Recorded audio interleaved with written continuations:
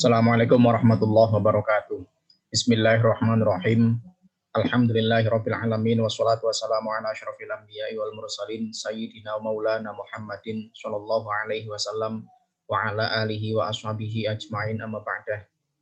Pada pertemuan kita yang keempat ini kita akan membahas tentang materi yang ketiga mata kuliah Qawaid Fiqhiyah, yaitu tentang kaidah asas, kaidah inti yang menjadi pokok seluruh kaidah-kaidah yang ada di dalam Qawaid Fiqhiyah.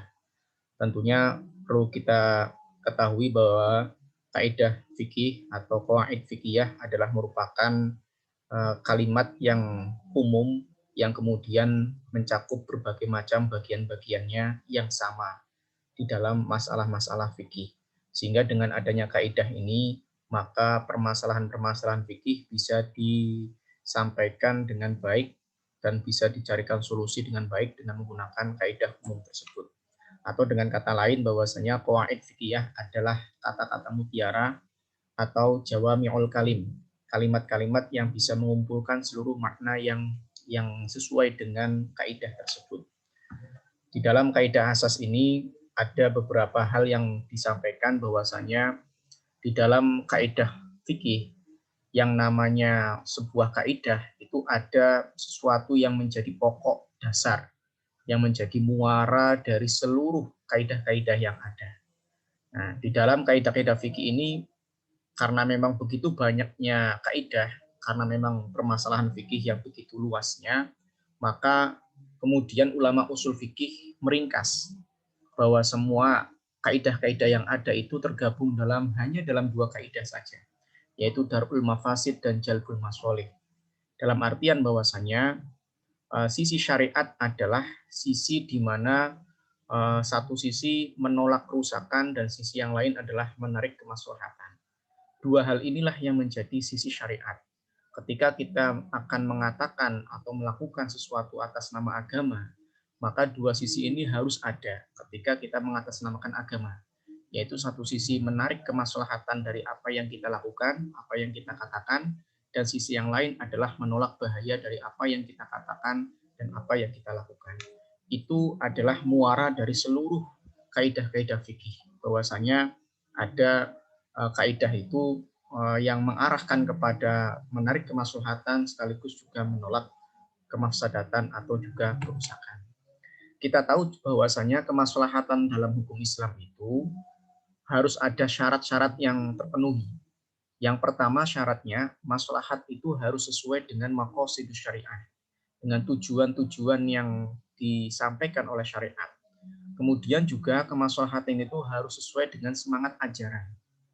Dalil-dalil yang kuli, yang global, juga dalil-dalil yang qat'i, baik yang urut ya, atau juga yang dalalahnya, qat'iul wurud atau qat'iud dalalah.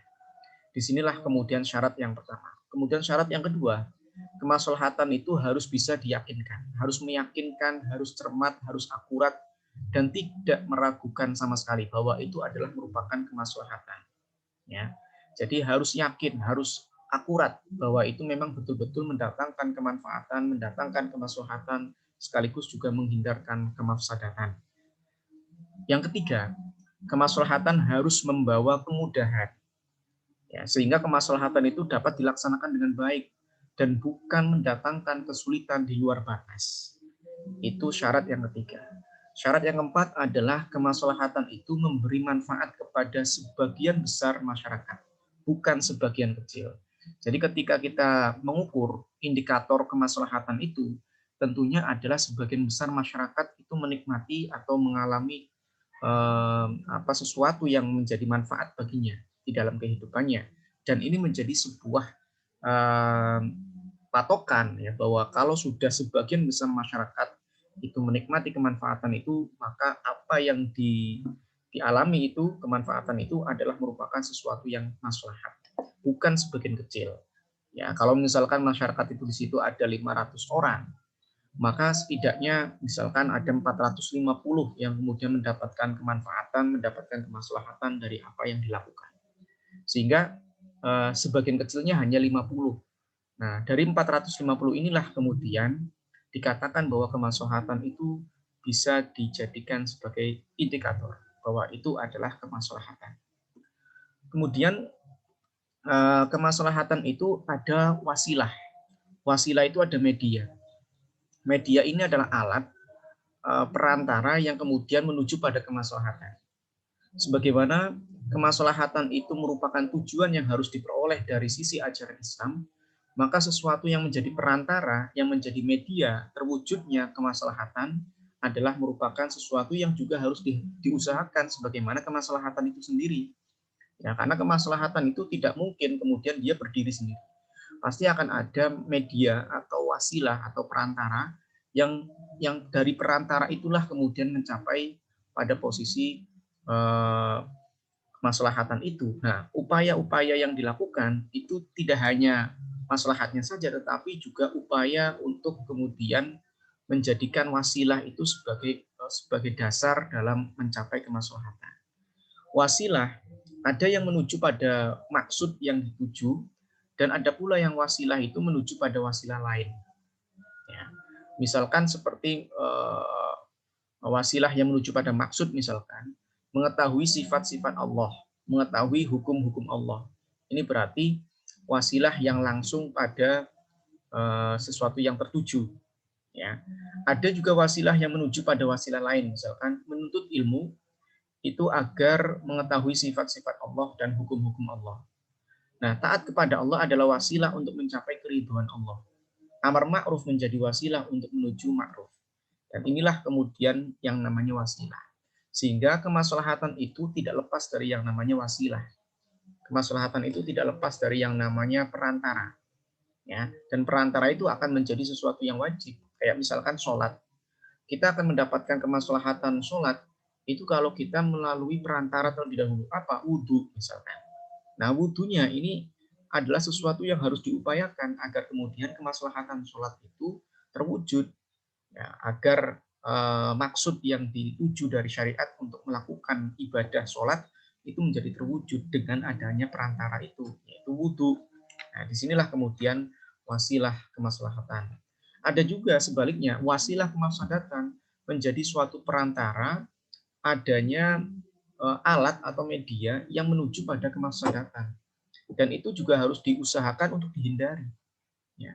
Jadi wasilah kemafsadatan merupakan sesuatu yang juga harus dihindari, diupayakan, harus diusahakan untuk dihindari.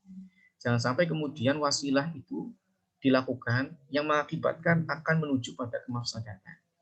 Nahi mungkar misalkan adalah merupakan wasilah menghindarkan kemungkaran. Kalau yang tadi amar ma'ruf sebagai wasilah mendapatkan kemanfaatan kemaslahatan, kalau yang nahi mungkarnya adalah wasilah untuk menghindarkan kemungkaran. Nah, dari wasilah ini ada wasilah yang menuju pada kemaslahatan. Nanti dalam usul fikih yaitu sebutannya adalah fathul dzari'ah. Ya. Jadi wasilah yang menuju pada kemaslahatan namanya fathul dzari'ah, membuka jalan untuk mendapatkan kemaslahatan. Wasilah yang kemudian menuju pada kemafsadatan disebut dengan saddud dzari'ah, atau menutup jalan kepada kemafsadatan. Sehingga kalau ada apapun yang menjadi perantara, apakah itu kemaslahatan ataukah itu kemafsadatan, harus diupayakan. Kalau yang kemaslahatan harus diupayakan ada. Kalau yang kemafsadatan harus diupayakan tidak ada. Nah, disinilah kemudian menjadi penting ketika ada media, ada alat untuk kemudian menjadi perantara untuk mendapatkan kemanfaatan dan kemaslahatan. Selanjutnya, kedudukan wasilah. Bagi setiap wasilah, hukumnya akan sama dengan hukum tujuannya. Seperti tadi saya sampaikan bahwasanya wudhu adalah merupakan wasilah dari adanya sholat. Sholat tidak sah tanpa ada wudhu. Nah, berarti kedudukan wudhu ini itu sama persis seperti halnya sholatnya. Keberadaannya begitu penting. Kenapa? Karena sholat yang wajib itu kalau tanpa wudhu maka tidak sah. Maka tentunya wudhu ini posisinya akan sangat penting. Sama halnya kayak sholat itu posisinya penting. Nah, wasilah yang menuju kepada tujuan yang paling utama adalah merupakan seutama-utamanya wasilah. Jadi kalau misalkan ada perantara yang itu menjadi sesuatu yang paling utama dari sekian banyak perantara-perantara yang lain, maka sebaik-baiknya perantara itu akan menjadi seutama-utamanya wasilah. Dan sebaliknya, wasilah yang menuju pada tujuan yang paling hina adalah seburuk-buruknya wasilah. Nah, ketika suatu kewajiban tidak bisa dilaksanakan dengan sempurna karena ada sesuatu, maka hal itu menjadi wajib. Misalkan contohnya gini, ketika kita membasuh tangan pada saat berwudu, kemudian kalau kita membasuh tangan dalam berwudu itu kan sampai siku, ya pembasuhannya itu sampai siku, batasannya. Tetapi kalau kemudian tidak membasuh sampai ke atasnya siku, itu akan dikhawatirkan adanya kulit yang tidak di siku, di bagian siku itu kulit yang tidak terkena air. Maka membasuh sampai ke atasnya siku menjadi sesuatu yang keharusan, menjadi sesuatu yang wajib. Ya, ini adalah karena kedudukan wasilah itu, ya, yaitu begitu penting ketika dia menjadi sesuatu yang menjadi penyempurna dari adanya sesuatu yang wajib. Maka wasilah itu akan menjadi wajib juga. Apa yang membawa pada keharaman, maka sesuatu itu juga haram. Ya. Membawa keharaman, maka berarti sesuatu itu haram. Kalau misalkan ada orang jual beli pisau, nah pisaunya ini akan dibeli oleh orang yang betul-betul yakin bahwa dia gunakan pisau itu untuk membunuh. Maka berarti menjual pisau kepada orang itu juga menjadi sesuatu yang haram. Karena apa? Karena menjadi perantara bahwa dia akan membunuh dengan pisau itu. Nah, inilah kedudukan wasilah tentunya. Kemudian selanjutnya konsep maslahat dalam Islam. Kemaslahatan di dalam Islam itu ada 3 tingkatan. Ada kemaslahatan yang harus diupayakan betul-betul karena merupakan sesuatu yang primer, ini namanya kemaslahatan yang sifatnya doruriyah, ya. Kemudian ada kemaslahatan yang kemudian dampaknya itu hanya sekunder, namanya kemaslahatan hajiyah. Kemudian yang hanya pelengkap saja, kemaslahatan yang hanya melengkapi saja, maka itu disebut dengan tahsiniyah. Ya, contoh misalkan ini, di dalam menutup aurat, bagi laki-laki menutup aurat itu adalah ma baina surah wa rukbah, anggota tubuh di antara pusar sampai lutut. Itu adalah maslahah doruriyah yang harus dipenuhi oleh seorang muslim laki-laki yang akan melakukan sholat, yaitu harus menutup aurat minimal yang wajib ditutup sebagai maslahah doruriyah adalah ma baina surah wa rukbah, antara pusar sampai lutut. Itu adalah yang primer, yang harus ada. Tetapi kalau yang hajiyah, ini akan menjadi melengkapi penting, yang menjadi sesuatu yang penting untuk kemudian menjadi baik. Masa sholat kok hanya menutup bagian di antara pusar sampai lutut saja? Apakah itu sopan? Maka tentunya akan diupayakan bahwa memakai baju untuk menutup aurat pada saat sholat, ya tentunya tidak hanya sampai seperti itu saja, tetapi akan lebih. Misalkan memakai baju dari leher, ya mulai dari leher sampai ke mata kaki, ditutupi semuanya, tidak hanya ma baina surah warukbah, tidak hanya di antara pusar sampai lutut saja, tetapi di bawah leher sampai ke mata kaki. Nah, itu kan berarti sempurna itu. Ya, sempurna. Ditambah lagi misalkan ada peci dan lain sebagainya. Itu akan menjadi lebih sempurna. Ini adalah pemenuhan maslahat yang hajiyah. Tetapi ternyata misalkan baju yang begitu sempurna untuk menutupi aurat itu ternyata misalkan banyak gambarnya. Ternyata warnanya begitu mencolok. Ya, ternyata banyak tulisannya misalkan. Ya, walaupun memang sah secara dururiyah yang menutup mabaina surah warubah, kemudian hajiyahnya yaitu sudah sempurna, menutup semuanya anggota tubuh yang ada sehingga menjadi sesuatu yang baik, sopan, tetapi ternyata bajunya banyak tulisan, banyak warna macam-macam, kemudian banyak gambar misalkan, maka perlu memakai baju yang itu tidak mengganggu, ya, yang itu tidak memberikan rasa gelisah di belakang orang yang sholat itu tentunya. Maka pakai baju yang kemudian putih, polos. Nah itu kan itu adalah maslahat yang sifatnya tahsiniyah, hanya sekedar pelengkap saja. Ya, disinilah kemudian konsep maslahat dalam hukum Islam. Kemudian ada tujuan-tujuan pokok dalam ajaran Islam atau yang kemudian disebut dengan maqasidus syariah, ya, yaitu ada 5. Ada memelihara agama. Nah, memelihara agama ini ada juga yang tingkatnya itu doruriyah, yang seperti tadi, yaitu tingkatnya primer, harus ada, ya, harus diupayakan. Kemudian ada yang memelihara agama itu sifatnya hajiyah. Nah, sifatnya yang sekunder. Kemudian ada juga memelihara agama itu sifatnya yang tahsiniyah. Ya, sifatnya itu hanya pelengkap saja. Kemudian yang kedua, tujuan pokok ajaran Islam adalah memelihara jiwa. Ya, dan itu juga ada peringkat-peringkatnya. Ada yang harus diupayakan dan menjadi wajib untuk memelihara jiwa, seperti pada saat corona ini, termasuk diantaranya adalah bagaimana memelihara jiwa. Dan ketika menjadi darurat, menjadi sesuatu yang pokok, yang menjadi sesuatu yang penting, yang harus diupayakan ketika misalkan di daerah yang zonanya itu sudah merah, yang tingkat penyebaran virusnya itu sudah tidak terkendali, maka tentunya memelihara jiwa ini akan harus dilakukan upaya yang betul-betul karena menjadi sesuatu yang wajib dilakukan. Ya. Kemudian memelihara jiwa pada tingkat hajiah ini yang kedua, yang kaitannya dengan yang sifatnya sekunder. Ya, mungkin zonanya zona kuning, kayak gitu ya. Kalau corona zonanya zona kuning. Kemudian yang tahsiniyah, ya, memelihara jiwa yang tingkatnya itu adalah pelengkap saja. Ya, ini adalah tujuan yang kedua dalam ajaran pokok ajaran Islam. Kemudian yang ketiga adalah memelihara akal, hifdzul akal. Ya, sama halnya ketika dalam beberapa hal yang tadi disampaikan bahwa memelihara akal juga harus ada yang wajib diupayakan, yaitu sifatnya peringkatnya dzururiyah, kemaslahatannya dzururiyah.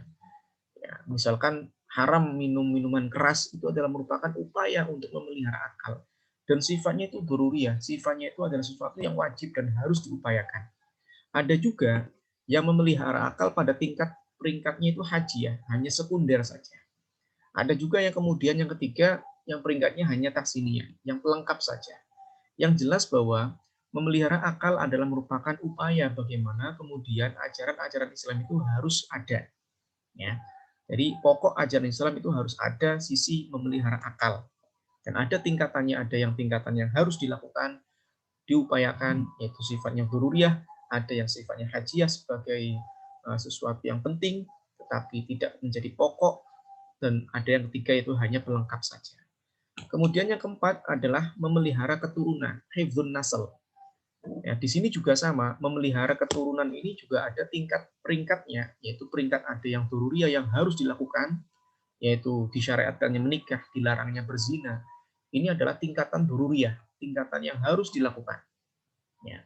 Bahkan kemudian kalau misalkan nikah itu kalau tidak nikah akan melakukan zina, maka nikahnya menjadi wajib. Dan begitu seterusnya. Ini sifatnya itu harus diupayakan, sifat dzururiyah.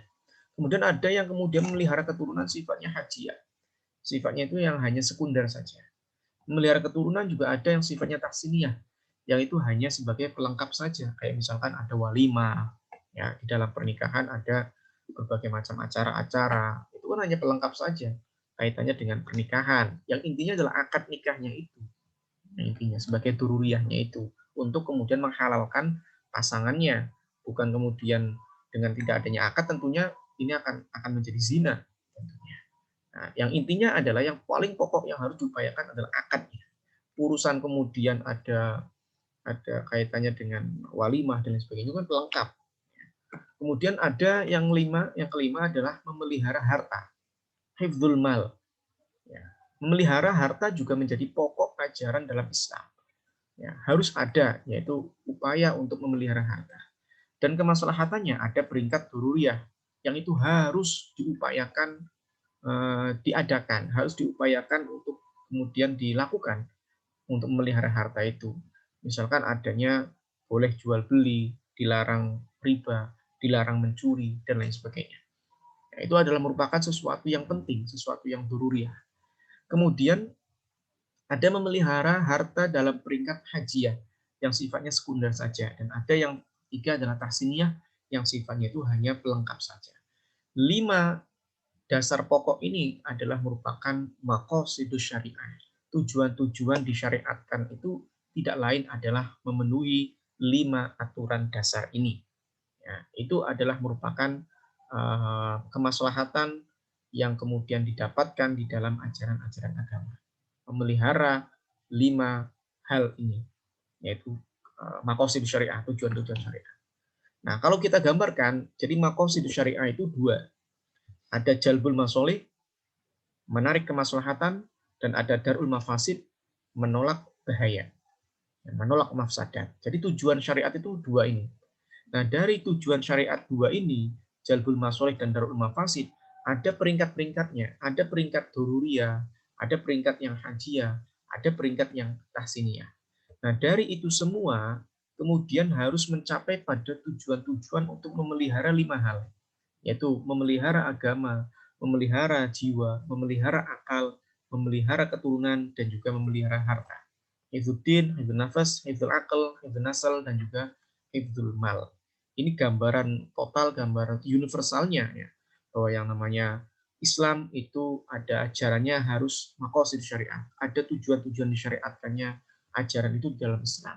Dan itu tidak lain adalah jalbul masolih dan darul mafasid, dan tingkatannya ada dururiyah, hajiyah, tahsiniyah. Dari itu semua kemudian menjadi pokok-pokok ajarannya adalah intinya adalah memelihara agama, ada memelihara jiwa, ada memelihara akal, ada memelihara keturunan, dan juga ada memelihara harta.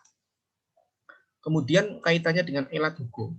Elat hukum itu adalah sesuatu yang bisa menjadi relevansi, menjadi hubungan antara hukum dengan kemudian alasan yang diberlakukan. Contoh misalkan, bolehnya mengkosor sholat bagi musafir, ya, musafir dipandang sebagai elat. Karena apa? Karena pada umumnya perjalanan yang jauh itu akan mengalami masyakoh.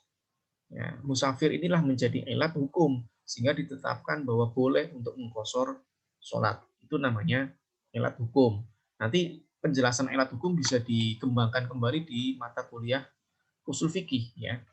Kemudian kaitannya dengan memahami skala prioritas dalam ilmu fikih. Jadi tadi ada menjaga atau kemudian menarik kemaslahatan dan juga menolak kemafsadatan. Ketika terjadi sesuatu yang harus dipilih, ya, ada kedua kemaslahatan misalkan. Itu yang mana maslahat yang harus didahulukan? Atau sebaliknya, ada dua madorot, maka madorot mana yang harus dihindari? Ya. Atau kemudian ada maslahat, ada madorot, ketemu langsung dua-duanya. Maka bagaimana kemudian skala prioritas kita? Kita mementingkan, mengutamakan yang seperti apa ketika kita melakukan solusi dalam mencari jawaban untuk kemudian ada benturan tadi. Ada dua kemaslahatan, mana yang kita pilih kemaslahatan yang mana? Ada dua madorot, mana yang harus kita hindari dari dua madorot itu? Kemudian ada yang bertentangan antara ada satu sisi kemaslahatan, sisi yang lain adalah madorot. Mana yang kita pilih?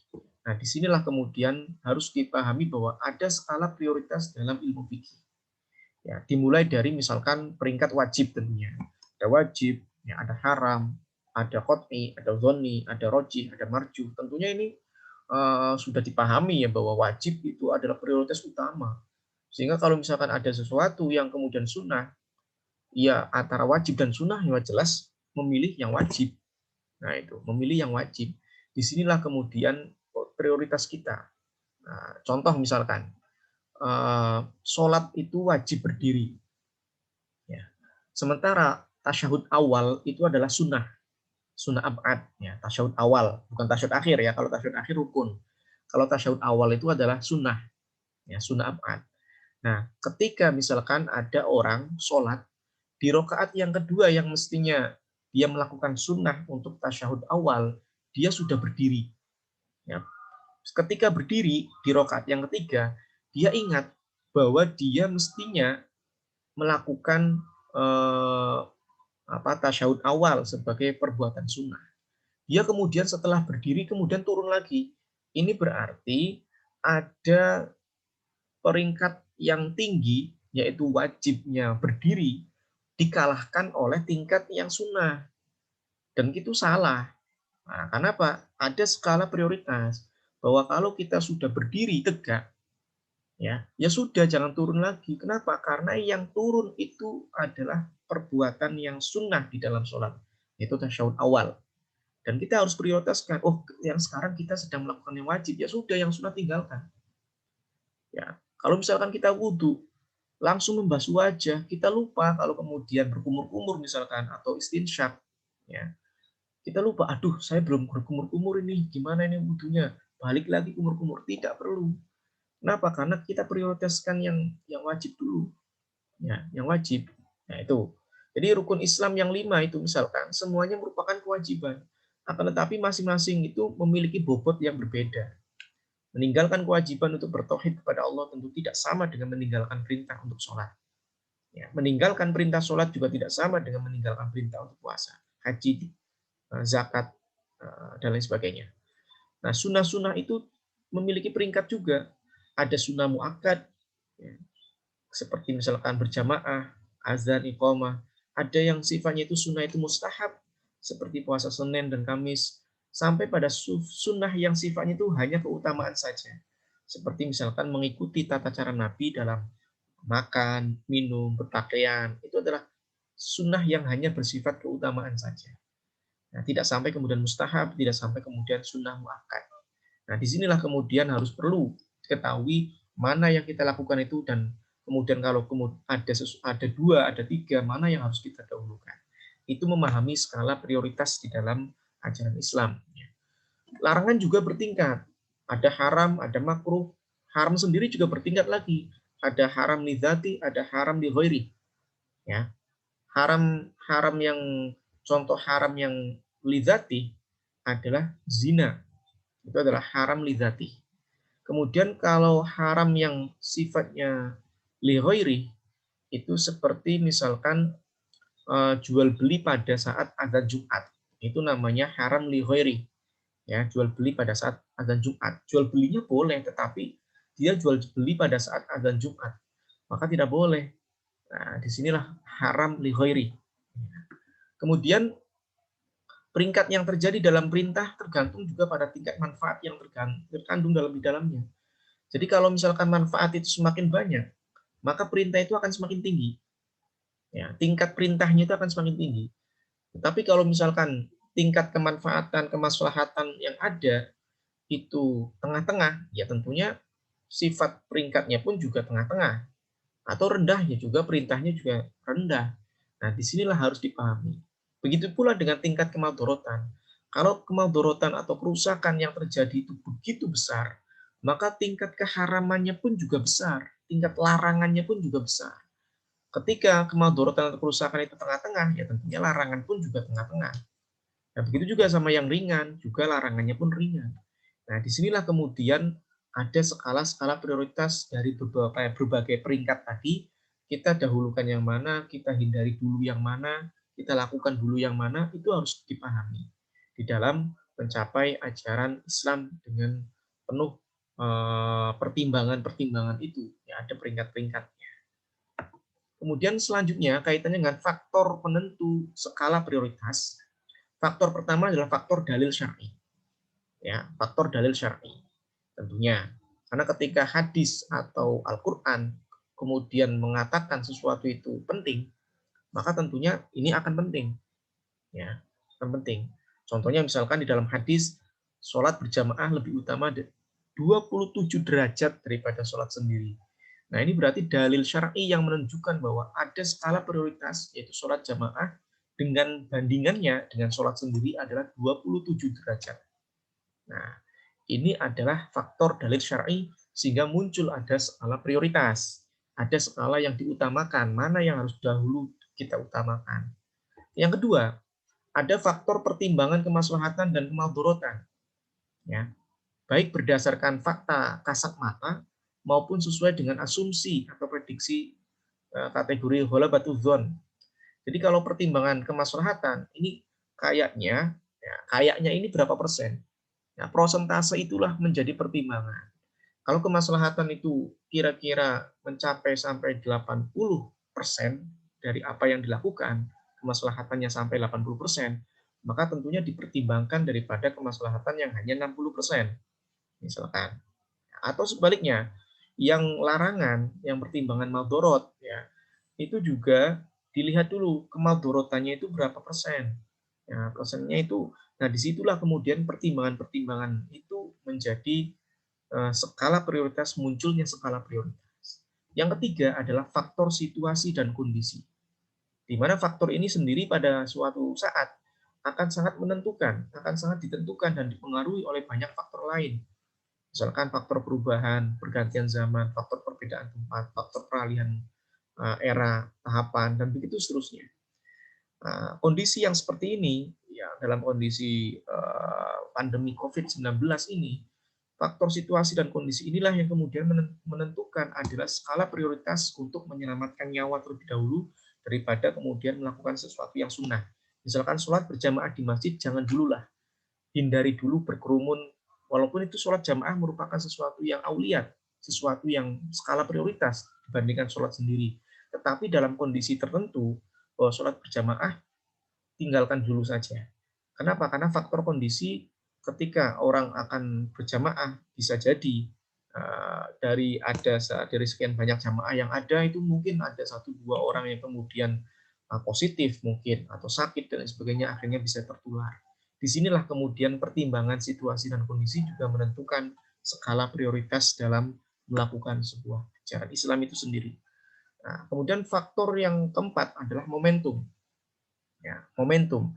Di dalam kehidupan ini kita diajarkan untuk melihat momentum, melihat situasi yang pas, ya, situasi yang pas. Makanya ada waktu mustajabah dalam berdoa. Kenapa? Karena ada momentum.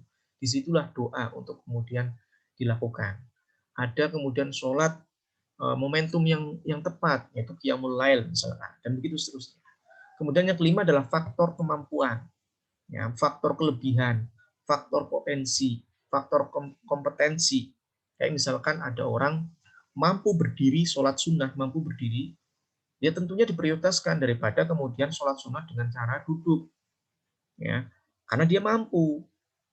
Beda kalau kemudian orang tidak mampu, ya, tidak mampu berdiri, maka tentunya duduk ini menjadi sesuatu yang sempurna, ya, bagi orang yang tidak mampu. Sehingga kemampuan inilah kemudian juga menjadi faktor prioritas. Ketika orang itu mampu, maka upayakan semampunya. Kalau dia mampu berdiri, maka lakukan sholat itu dengan berdiri. Tapi kalau dia tidak mampu, maka lakukan sholat dengan duduk. Nah, ini adalah faktor di mana skala prioritas itu akan selalu dipertimbangkan dengan faktor-faktor ini. Nah, beberapa kaidah yang muncul dari skala prioritas adalah darul mafasid muqaddamun ala jalbil masolih. Menolak kemafsadatan didahulukan daripada meraih kemaslahatan itu sendiri. Atau dengan bahasa lain, Syekh Izzuddin Abdussalam mengatakan daf'ud doror aula min jalbin naf'i. Menolak maldorot lebih utama daripada meraih kemanfaatan. Ya. Tentunya kaidah ini menegaskan bahwa apabila di suatu saat ada sesuatu yang sama di hadapan kepada kita, suatu pilihan untuk menolak mafsadat atau menarik kemaslahatan. Satu sisi manfaat, satu sisi yang lain maldorot. Kita dihadapkan pada masalah seperti itu, gimana yang harus kita lakukan? Maka yang harus didahulukan adalah menolak kemafsadatannya. Kita utamakan, kita prioritaskan menolak mafsadat lebih didahulukan daripada membawa kemaslahatan. Kayak tadi saya gambarkan bahwa corona, ya, virus corona ini adalah virus yang berbahaya. Sementara ibadah di masjid adalah baik. Ya. Maka yang harus didahulukan adalah menolak bahaya terlebih dahulu. Sudahlah, untuk yang sholat jamaah di masjid, sholat Jumat, itu ditiadakan dulu demi menolak mafsadat yang begitu besar, yaitu mengancam nyawa adanya virus corona ini. Nah, itu adalah merupakan skala prioritas. Ya. Walaupun satu sisi, oh sholat Jumat kan itu merupakan syiar, iya. Sholat jamaah kan merupakan syiar, iya. Tetapi ada satu sisi yang kemudian mafsadat yang muncul. Sehingga pakailah kaidah ini untuk kemudian kita bisa melakukan kebijakan dengan pertimbangan skala prioritas. Darul mafasid muqaddamun ala jalbil masolih. Kemudian selanjutnya ada al-maslahatul ammah muqaddamun alal maslahatil khassah. Kemaslahatan yang sifatnya umum lebih didahulukan daripada kemaslahatan yang khusus. Kalau kemaslahatan itu bisa kemudian mencapai pada tingkat umum masyarakat, ya, secara umum dibandingkan dengan kemaslahatan yang khusus, tentunya yang didahulukan adalah kemaslahatan khusus. Di sini juga para pemimpin, para pejabat, para orang-orang yang berwenang tentunya harus mempertimbangkan kemaslahatan umum daripada hanya kemaslahatan yang khusus saja. Nah, disinilah kemudian ada kebijakan-kebijakan yang mengarah kepada kemaslahatan umum, bukan kemaslahatan khusus, atau bukan kemaslahatan yang hanya itu bisa dinikmati oleh kelompoknya saja, tetapi bagaimana kemudian menjadi sesuatu yang universal, menjadi umum. Ini yang harus diupayakan terlebih dahulu. Nah, itu adalah skala prioritas di dalam melakukan ajaran Islam. Kemudian ada juga kaidah mura'atul maqasid muqaddamun ala ri'ayatil wasail abada. Menjaga atau memelihara tujuan selamanya didahulukan daripada memelihara cara atau media dalam mencapai tujuan. Saya gambarkan contohnya gini. Mencuri, ya, mencuri itu akan dipotong tangannya. Potong tangan itu adalah sebenarnya adalah wasilah, ya, hanya sebagai perantara. Tujuan aslinya dari hukuman itu adalah efek jerahnya. Jadi agar supaya pencuri itu mendapatkan efek jerah, maka medianya adalah potong tangan. Tapi tidak selamanya potong tangan ini bisa dilakukan, ya. Karena yang harus diupayakan adalah efek jerahnya. Karena itu adalah tujuan utamanya. Tujuan syariatnya adalah memberikan efek jerah kepada pelakunya agar pelakunya tidak melakukan perbuatan itu di kemudian hari, atau bagi orang yang lain yang tidak melakukan menjadi sebuah peringatan agar kemudian tidak melakukan pencurian. Nah, itu yang menjadi tujuan utamanya. Sementara medianya, kayak misalkan hukumannya penjara kah, apa potong tangan kah, itu wasail, itu media caranya. Maka yang didahulukan adalah mencapai tujuannya. Ada juga ma la yatimul wajib illa bihi fahuwa wajib. Apa yang tidak sempurna dari suatu kewajiban kecuali dengan adanya hal tersebut, maka hal itu menjadi wajib pula hukumnya. Kayak tadi saya gambarkan, kita wudu, membasuh tangan itu kan sampai siku. Nah, kalau misalkan kita hanya sebatas siku saja membasuh tangannya, tidak kemudian sampai ke atasnya siku, nah nanti akan ada bagian kulit di siku yang kemudian tidak terkena air. Maka kita harus membasuh tangan itu sampai ke atasnya siku. Dan membasuh ke atasnya siku menjadi wajib. Ya, kenapa? Karena kesempurnaan membasuh tangan sampai sikunya akan menjadi sempurna dengan adanya pembasuhan tangan sampai ke atasnya siku. Ya, atau juga ada kaidah lil wasail hukmul maqasid. Wasilah itu, hukum wasilah sama dengan hukum maqasid. Ada juga kaidah al-muttafaq alaih muqaddamun alal mukhtalaf fi. Kesepakatan apa saja yang disepakati didahulukan daripada apa yang masih diperselisihkan. Nah, kita Indonesia dengan setuju dengan Pancasila itu adalah muttafaq alaih. Sementara yang khilafah itu masih mukhtalaf fi. Ya, sementara Pancasila ini muttafaq alaih. Maka yang harus didahulukan, diutamakan, diupayakan adalah mempertahankan negara NKRI dan dengan berlandaskan Pancasila ini. Kenapa? Karena al-muttafaq alaih muqaddamun alal mukhtalaf fi.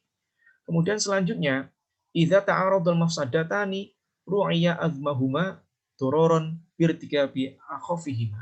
Kalau ada dua hal yang bertentangan, dua madorot yang ada, maka pilih madorot yang kecil. Ya, walaupun itu sama-sama madorot, tapi madorot yang paling kecil ini lebih diupayakan saja daripada kita jatuh pada madorot yang lebih besar. Jadi pertimbangannya ada dua bahaya. Bahaya mana yang paling kecil? Pilih itu. Ya. Ya, jadi pilih yang sekiranya itu keterbatasan kita untuk kemudian memilih yang lebih rendah, ya, daripada kita jatuh pada bahaya yang lebih besar. Nah, itu. Kemudian idza ta'aradul mani' wal muqtadha quddimal mani'. Ketika saling bertentangan antara ketentuan hukum yang mencegah dengan ketentuan hukum yang mengharuskan pada waktu yang sama, maka dahulukanlah sesuatu yang mencegah.